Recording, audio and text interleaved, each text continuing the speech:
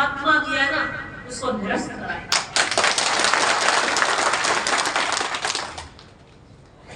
तानाशाही नहीं चलने देंगे। आज की हमारी लड़ाई जो है नफरत बनाम मोहब्बत की है। आज की हमारी लड़ाई डर बनाम हिम्मत की है, तानाशाही बनाम लोकतंत्र की है। बीजेपी भाई भाई को लड़ाती है, कांग्रेस मोहब्बत के दीप जलाती है। आरएसएस इतिहास को तोड़ मरोड़ कर रचती है और कांग्रेस असली भारत की गाथा सुनाती है। मोदी सरकार और भाजपा की राजस्थान की सरकार और उनके विधायक नशे में इतने चूर हैं कि जनता की आवाज को दबाते हैं। कांग्रेस हर गरीब, हर किसान, हर नौजवान की आवाज सुनती है। मैं युवाओं को कहना चाहती हूं विशेष रूप से, आपके हाथ में सिर्फ किताबें नहीं, आप भारत का भविष्य हैं। आपकी आंखों में सिर्फ सपने नहीं पलते, आप देश का कल हैं। आप गांधी की सत्याग्रह की संतान हैं, आप भगत सिंह के इनकलाब की संतान हैं। आप सुभाष के पराक्रम और अशफाक के बलिदान के वारिस हैं। डरो मत, झुको मत, उठो और जिस तरफ युवा मुड़ा है उस तरफ जमाना मुड़ा है।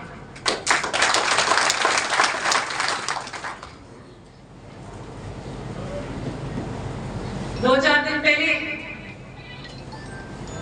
गुजरात के अहमदाबाद के अंदर कांग्रेस का, अखिल भारतीय कांग्रेस का अधिवेशन था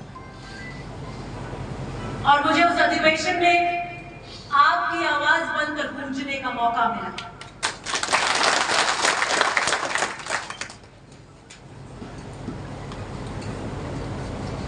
मैं आपको एक कहानी सुनाना चाहती हूं। यह कहानी राजनीति के मंच पर खड़ी उस नायिका की है जिसने न चाहते हुए भी राजनीति का दामन था, अपनी साधना और समर्पण से नई दिशा दी, जिसकी जिंदगी का हर लम्हा जंग और चुनौतियों से भरा था, जिसकी कहानी सुनकर आत्मा कांप जाती है, जिसकी कहानी में आंसू हैं, खून के धब्बे हैं, रक्त रंजित मिट्टी से लिपटे अरमान हैं। ऐसी शख्सियत का नाम है श्रीमती सोनिया गांधी।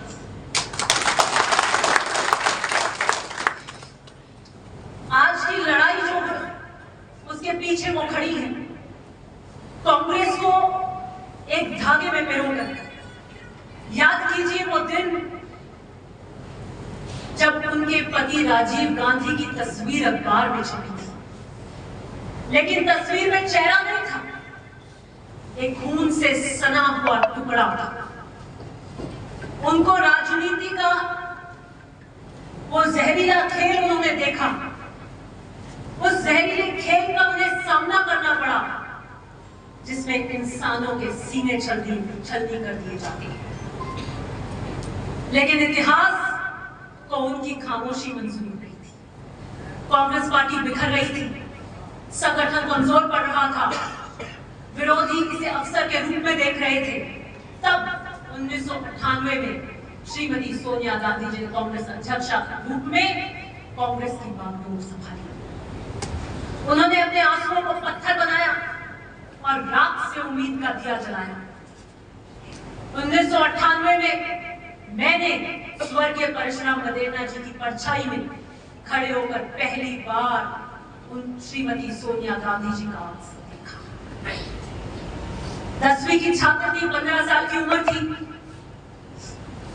मेरी राजनीतिक समझ विस्तार के लिए हिचकोले खा रही थी, तर्क वितर्क नई ऊंचाइयों को छूना चाहता था। और तब से मैंने उस पल से जब मैंने व्यक्तिगत रूप से पहली बार श्रीमती सोनिया गांधी जी को 1998 में देखा, तो मैंने देखा उनकी तपस्या ही थी जो 2004 में जिसने यूपीए की सरकार बनाई। उनपे कड़े व्यंग कसे गए, आलोचना हुई और उन्होंने उस वक्त प्रधानमंत्री का पद त्याग किया। विदेशी बहू के नाम से विपक्षियों ने जबरदस्त प्रहार किए, मैं आज जब उनका सफर देखती हूँ तो इतनी गौरवान्वित महसूस करती हूँ कि उन्होंने सिर्फ भारतीयता को अपनाया नहीं, उसे समझा भी। और उन्होंने भारतीयता को इस तरीके से आत्मसात किया कि यूपीए की सरकार के राजनीतिक निर्णयों में उसकी नजीर पेश होती है। RTI, right to education, MNREGA और 33% महिला आरक्षण बिल के लिए अगर कोई अग्रणीय है तो श्रीमती सोनिया गांधी। भारत उनके निर्णायक फैसलों के लिए हमेशा याद रखेगा। जब उन पे इतनी आलोचनाएं और कड़े प्रहार हो रहे थे, न उन्होंने तलवार उठाई, न लफ्जों के तीर चलाए, सिर्फ अपना काम करती रही और सियासत के मैदान में वो मुकाम हासिल किया जो हर सियासतदान का सपना होता है। उन्होंने संगठन को अपने संकल्प का केंद्र बनाया। पति का वियोग, राजनीतिक प्रताड़नाएं, सब सही। उन्होंने सिर्फ केवल नेतृत्व नहीं किया, उन्होंने कांग्रेस इस पार्टी को एक मां की तरह संभाला, मां की तरह संरक्षण दिया। श्रीमती सोनिया गांधी के आंसुओं ने खड़ा है राहुल गांधी को। जब एक मां की असहनीय पीड़ा, वेदना और रूप कांपने वाली क्रुंदन किसी बेटे के किरदार को घड़ती है, तब जाके हमें श्री राहुल गांधी मिलते हैं।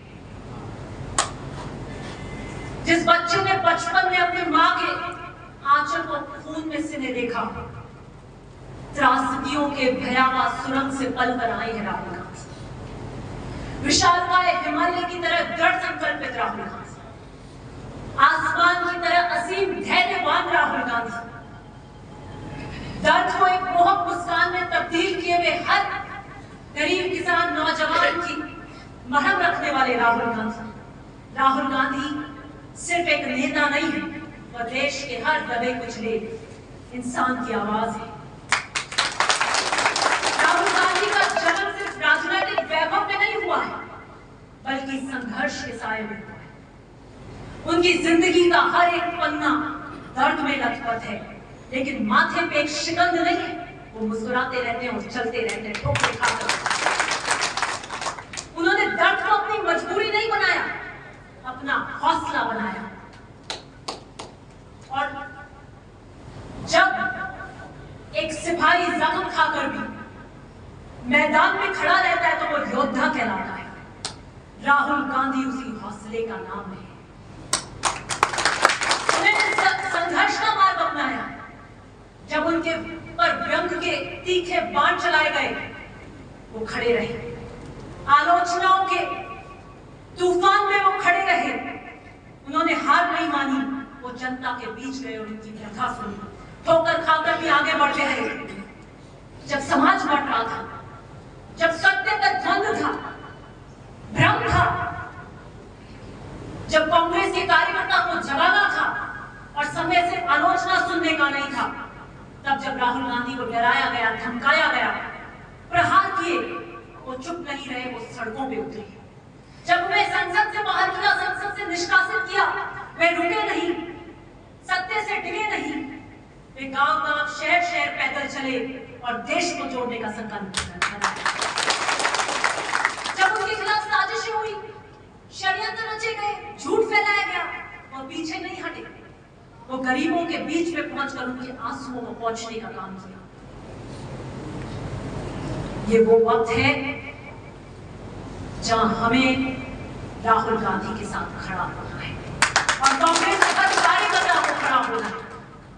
ये समय चाणक्य की नीति का है, शिवाजी के पराक्रम का है, ये विजय का पथ है, ये जागरण का पथ है, ये नवोदय का पथ है, ये न्याय पथ है राहुल गांधी का।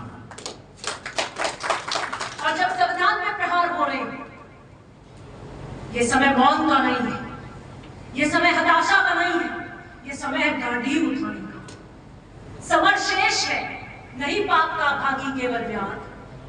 समर शेष है, नहीं पाप का भागी केवल व्याध। जो तटस्थ है समय लिखेगा उसके भी अपराध। आज जब आप इस ब्लॉक कांग्रेस कमेटी की मीटिंग से वापस जाएं, तो अपने घर बैठकर कुछ पल सोचिएगा। क्या तुम खामोश रहोगे जब मुल्क की रगों में जहर घोला जा रहा है? क्या तुम खामोश रहोगे जब रोजी रोटी छीनी जा रही है? क्या तुम खामोश रहोगे जब बच्चों का भविष्य आग में झुलसा जा रहा? क्या तुम खामोश रहोगे जब मंदिर और मस्जिद के झगड़ों में इंसानियत का खून बहा जा रहा है? उस वक्त हमें कदम उठानी है, क्योंकि जो चुप है वो भी कसूरवार है, जो देख रहा है वो भी गुनहगार है। धीमे धीमे कहता है क्या शोर बचा, धीमे धीमे कहता है क्या शोर बचा, ये हाकिम ऊंचा सुनता है शोर बचा। उठो, चलो, लड़ो, ये पुकार है, ये संकल्प है, ये शपथ है। हमें सिर्फ राहुल गांधी जी का समर्थन नहीं करना है, लेकिन गांव गांव, ढानी ढानी प्रांगण में आज चेरई की ब्लॉक की इस मीटिंग में सर्वप्रथम हमारे युवा ऊर्जावान प्रभारी भाई अरविंद जी कुलवान, हीरालाल जी अभी संगोष्ठी में चले गए हैं, राकेश जी भी, ब्लॉक के अध्यक्ष मीराराम जी साखला, पूर्व ब्लॉक अध्यक्ष चेरई बंसीलाल जी कछावा, पूर्व जिला परिषद के सदस्य जोगाराम जी सारन, पूर्व सरपंच कौशल्या जी, केवल राम जी मेघवाल, सुरेंद्र सिंह जी, आपके यहाँ के प्रथम नगर पालिका के चेयरमैन अचल सिंह जी, सरपंच प्रतिनिधि सांवर परिहार जी, इस सभा में विराजमान पितातुल्य बुजुर्गन, युवा साथियों, मुझे बहुत खुशी है कि बहुत भरी भारी तादाद में आज की ब्लॉक की मीटिंग में आप सब अपने अपने खेती के, शादी ब्याह के व्यस्त कार्यक्रमों से भी समय निकालकर इस बीच में आए। क्या हाल ओसियां के हो रहे हैं ये किसी से छुपा नहीं। पुनर्गठन तो ऐसा है, पंचायतों का पुनर्गठन ऐसे है जैसे हिरोशिमा नागासाकी के अंदर ऊपर से बम का हमला करती है, तहस नहस कर देते हैं। उस तरीके से आपके पंचायतों के पुनर्गठन होंगे। चेरई पहले डोकियों की बाजती थी, नाम नहीं छोड़ा डोकियों का चेरई, सही है। मीनों की ढानी पंचायत मूल चेरई में से निकल के अलग बनी, अब सांगड़ों की पंचायत समिति में। तिवरी की बात करें तो आपकी नगर पालिका बनी है, तो बीजेपी के आधे से ज्यादा कार्यकर्ता नाराज है उनके वार्ड के गठन में। बंसीलाल जी आपके बिना मांग के ही मठानिया की नगर पालिका बनी है, तो तिवरी में तो कम से कम आते हैं, मठानिया में पूरे के पूरे बीजेपी के कार्यकर्ता नाराज है। अचरज ये है कि ये बीजेपी की सत्ता है, बीजेपी का कार्यकाल है, और सबसे ज्यादा अगर कोई परेशान है तो बीजेपी के कार्यकर्ता परेशान। खून के आंसू कोई रो रहा है तो बीजेपी के कार्यकर्ता रो रहे हैं। तो बीजेपी के लोग हालत खराब हो रही हो। 5 लाख में पूछो तो झंडा लेके चले थे एकदम बीजेपी के, अब कह रहे गांव में जाके बात कैसे करें। कागज फाइलें फेंक दी, पंचायत बनी नहीं उनके कहने से। कांग्रेस का कार्यकर्ता तो बड़ा मोहित मुस्कुरा रहा है, बैठा बैठा देख रहा है आखिर कांग्रेस बीजेपी के कार्यकर्ता। क्या हाल आपके थानों के हो रहे हैं, क्या हाल आपके बिजली घरों के हो रहे हैं। एक एक बात आप मुझसे मत खुलवाओ, किसी से छुपा नहीं।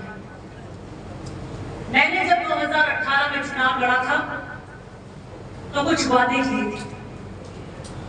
पहला कि मैं ओसियां को गुंडा राज मुक्त करूंगी, दूसरा कि मैं किसान की पसीने की कमाई को अधिकारियों के हाथों में नहीं लुटने दूंगी, और मैं बदले की राजनीति ओसियां में नहीं करूंगी। मुझे खुशी है कि 1.5 साल के बीजेपी का जब मैं कार्यकाल देखती हूँ तो आपके थाने नीलाम हो चुकी है। एक भैया बात 151 के अंदर भी जिसको पकड़ के लाती है, माता पिता जाते हैं साहब पेश कर दो, जैसा पर्याप्त जाबता नहीं है, ये नहीं है, वो नहीं है, हेड कांस्टेबल ने साहब 10,000 रुपया दिया, ठीक है, बच्चे कैसे ना आई, वो नहीं आए, वो नहीं आए, 5,000 और दे, उसको तो पेश करने हैं 24 घंटे के अंदर अंदर, नियम है। तो भी ये हालत आपके थानों में अगर 151 में हुई है तो बाकी आपके अमूमन केसेस में क्या होता है आपसे छुपा नहीं। मेरे टाइम में ये जितनी भी नाकाबंदियां ये रोक दी गई थी, ये पैसे लूटने का कार्यक्रम है। हाथ दो, गाड़ी रुकी और झापा मार। तहसीलों में क्या हो रहा है?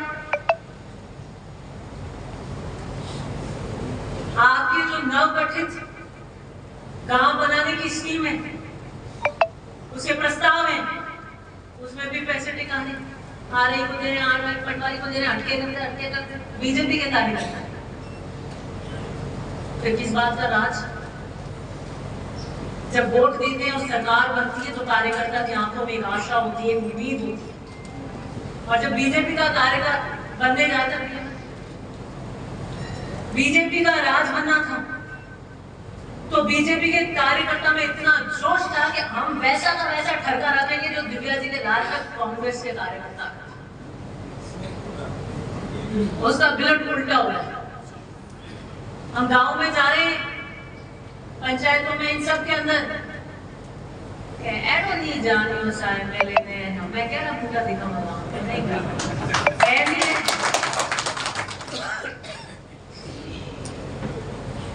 नए गांव को कैसे बना रहे हो?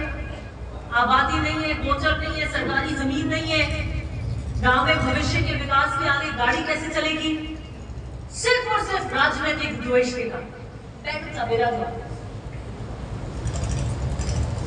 मुझे गर्व है ये कहते हुए कि मैंने 16वां चुनाव कांग्रेस के सिंबल पर लड़ा, मेरे परिवार, और हमारे हाथ में सिर्फ कलम नहीं रही, निर्णायक कलम रही।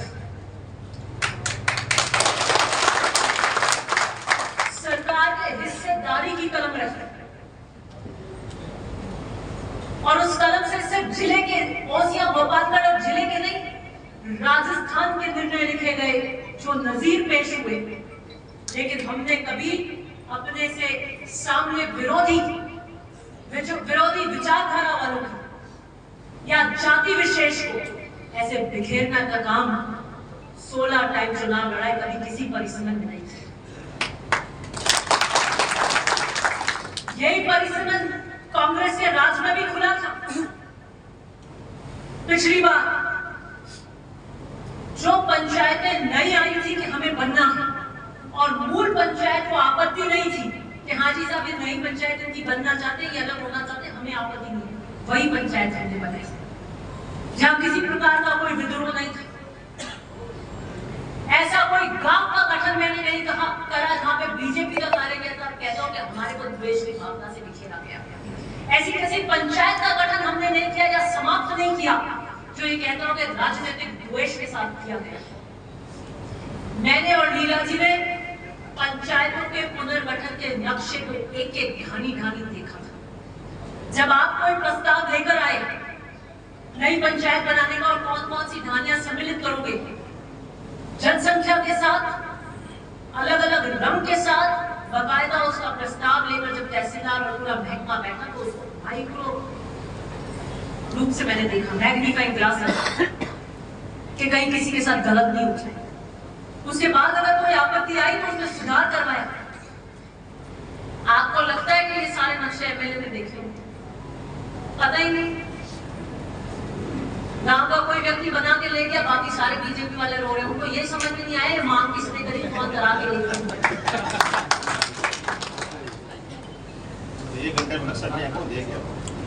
तो ये जब आपको वोट दिया जाता है निर्णय करने के लिए, प्रशासनिक क्षमता का के लिए, उन्होंने तो बस सोलर की जमीनें देख ली तो कौन से नक्शे में क्या।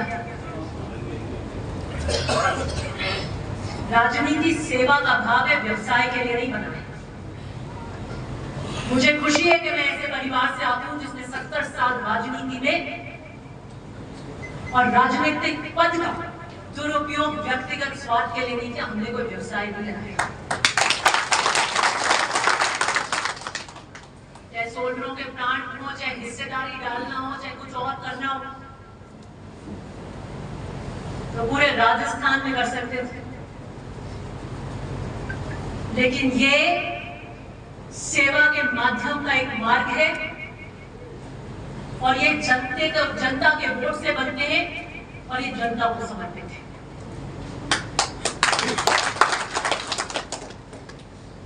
अभी कह रहे थे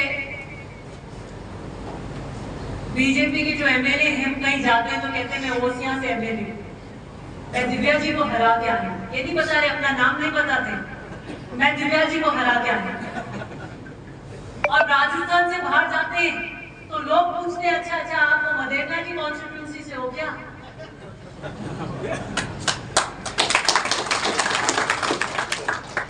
एक चुनाव की जीत और एक चुनाव का हार किसी की नेतृत्व क्षमता का आकलन नहीं है। न तो मैं सरपंच का चुनाव लड़ने वाली, न मैं पंचायत समिति का चुनाव लड़ने वाली। मैं ओसियां से एमएलए का चुनाव ही लड़ूंगी और वो कलम में, आपकी कलम में वो ताकत नहीं है कि आप कांग्रेसियों को ओसियां से बाहर कर दो। तो जिस दिन वोट आएंगे ना, उस दिन आक्रोश पता लगेगा। अभी मैं मंदिर में अंदर गई थी तो मक्जी मिल गई, तो मैं कहा मीनों की डाली में तो वो भी बसते हैं जिनके बीजेपी के पेटी में वोट बोले थे। क्या वो सांगड़ो जाना चाहते हैं? चेन्नई से एकदम कितने मीटर की दूरी जाना चाहते हैं? नहीं। परिवर्तन संसार का नियम है और लोकतंत्र में वोट स्थायी नहीं है। वोट का पट्टा नहीं होता कि मैं 85,000 लेकर आई हूं तो 85,000 तो खिसकेगा नहीं, अब 1 लाख समथिंग लेकर आई हूं तो खिसकेगा नहीं। निरंतर बदलता है, आपकी कार्यशैली को देखकर बदलता है।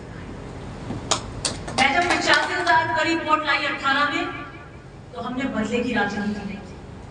हमने कोई टीचरों में ट्रांसफर नहीं किया कि ये बीजेपी का टीचर है, गांव में पंचायती करता है, इसको बाढ़ टिकाओ, इसको बाड़मेर जैसलमेर टिकाओ। इनका नहीं, लोकतंत्र ने, संविधान ने आपको यह हक दिया है कि आप अपने राजनीतिक निर्णय कर सकें, अपने वोट का मत का इस्तेमाल करें जहां का मन। किसी को अपने बाल बच्चों से दूर करके फिर वहां उसका खर्चा और टीचर की तनख्वाह क्या हो, ऐसा काम हम नहीं करेंगे। दलगत राजनीति से ऊपर रखकर मनुष्यता, इंसानियत, व्यवहार, इसका परिचय हमने दिया। और आज यही कारण है कि 1.5 साल के इतने अल्प कार्यकाल में पूरे ओसिया में हाहाकार मच गई, बुरे हाल है। आप मेरी बात की आज गांठ बांध लें कि पूरे